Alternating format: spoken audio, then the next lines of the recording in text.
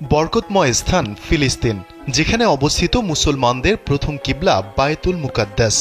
মিরাজের রাতে পবিত্র এই মসজিদে নামাজ আদায় করেছিলেন নবী সাল্লাল্লাহু আলাইহি ওয়াসাল্লাম। বরকতময় ফিলিস্তিন নিয়ে বেশ কিছু ভবিষ্যৎবাণীও করে গেছেন তিনি।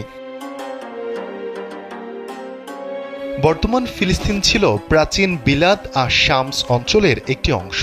ফিলিস্তিন ছাড়াও প্রাচীনকালে শামস অঞ্চলের অন্তর্ভুক্ত ছিল বর্তমান সিরিয়া, জর্ডান ও লেবানন। শাম দেশ সম্পর্কে রাসূল সাল্লাল্লাহু আলাইহি ওয়াসাল্লামের বেশ কিছু ভবিষ্যৎবাণী রয়েছে। বিশেষ করে বাইতুল মুকাদ্দাস ও তার আশপাশের এলাকায় অদূর ভবিষ্যতে কি হতে যাচ্ছে সে বিষয়ে অনেক ভবিষ্যৎবাণী করে গেছেন নবী সাল্লাল্লাহু আলাইহি ওয়াসাল্লাম। এক হাদিসে আবু হুরায়রা রাদিয়াল্লাহু তাআলা আনহু বর্ণনা করেন, রাসূল সাল্লাল্লাহু আলাইহি ওয়াসাল্লাম বলেছেন, কিয়ামত সংগঠিত হবে না যতক্ষণ পর্যন্ত মুসলমানগণ ইহুদি সম্প্রদায়ের সাথে লড়াই না করবে।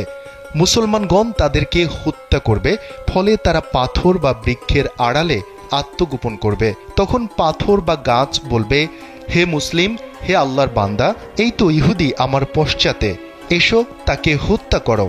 কিন্তু গারকাত গাছ এ কথা বলবে না, কারণ এ হচ্ছে ইহুদিদের গাছ। বায়তুল মুকাদ্দাস তথা ফিলিস্তিনকে মহানবী সাল্লাল্লাহু আলাইহি ওয়াসাল্লাম বিজয়ীদের ভূমি হিসেবে উল্লেখ করেছেন, অর্থাৎ ইহুদিদের নির্যাতন ও হত্যাযজ্ঞ একদিন শেষ হবে। মুসলমানদের একটি দল তাদের সঙ্গে যুদ্ধ করবে এবং বিজয়ী হবে।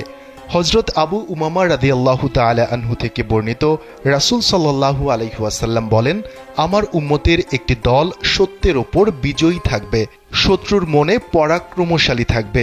দুর্ভিক্ষ ছাড়া কোনো বিরোধী পক্ষ তাদের কিছুই করতে পারবে না। আল্লাহর আদেশ তথা কিয়ামত পর্যন্ত তারা এমন থাকবে। সাহাবীরা জিজ্ঞাসা করলেন, হে আল্লাহর রাসূল, তারা কোথায় থাকবে?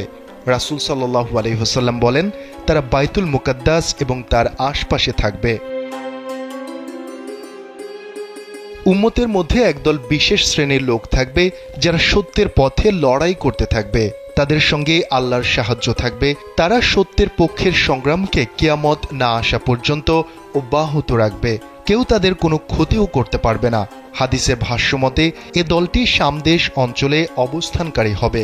মুগিরা ইবনে শুবা রাদিয়াল্লাহু তাআলা আনহু থেকে বর্ণিত, রাসূল সাল্লাল্লাহু আলাইহি ওয়াসাল্লাম বলেন, আমার উম্মতের এক দল সবসময় সত্যের ওপর বিজয়ী থাকবে। এভাবে কিয়ামত এসে যাবে আর তারা বিজয়ী থাকবে। তাদের অবস্থানস্থল সম্পর্কে আরেক হাদিসে আবু উমামা রাদিয়াল্লাহু তাআলা আনহু বর্ণিত হাদিসে রাসূল সাল্লাল্লাহু আলাইহি ওয়াসাল্লাম বলেন, আমার উম্মতের একটি দল সত্যের ওপর বিজয়ী থাকবে, শত্রুর মনে পরাক্রমশালী থাকবে।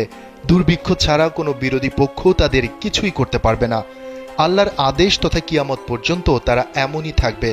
সাহাবায়ে কিরাম জিজ্ঞাসা করলেন, হে আল্লাহর রাসূল, তারা কোথায় থাকবে? রাসূল সাল্লাল্লাহু আলাইহি ওয়াসাল্লাম বললেন, তারা বাইতুল মুকাদ্দিস ও তার আশেপাশে থাকবে।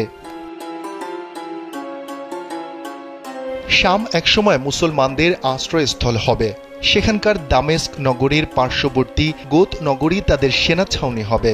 হযরত আবু দারদা রাদিয়াল্লাহু তাআলা আনহু থেকে বর্ণিত, রাসূল সাল্লাল্লাহু আলাইহি ওয়াসাল্লাম বলেন, মহাযুদ্ধের সময় মুসলিমদের ছাউনি হবে গোতা শহরে, যা দামেস্ক নগরের পাশে অবস্থিত। এটি শামের উৎকৃষ্ট শহরগুলোর একটি। অন্য বর্ণনায় রয়েছে, রাসূল সাল্লাল্লাহু আলাইহি ওয়াসাল্লাম ইরশাদ করেছেন, অচিরেই তোমরা শাম বিজয় করতে পারবে। যখন তোমাদের সেখানে বসবাসের এখতিয়ার দেয়া হবে, তোমরা দামেস্ক নগরীকে বাসস্থান বানাবে, কেননা তা যুদ্ধ পরবর্তীকালীন মুসলিমদের আশ্রয়স্থল হবে আর তাদের ছাউনি হবে সে দেশের একটি ভূমি যাকে গোতা বলা হয়। ঈসা আলাইহিস সালাম দ্বিতীয় আকাশে অবস্থান করছেন। কিয়ামতের আগে তিনি আবার পৃথিবীতে অবতরণ করবেন। দুজন ফেরেশতার ডানায় ভর করে সিরিয়ার দামেস্ক শহরে শুভ্র মিনারের কাছে তিনি নেমে আসবেন। আবার সিরিয়ার বাবেল লুদ নামক স্থানে দাজ্জালকে মেরে ফেলবেন। শফিকুল ইসলাম শান্ত, কালবেলা।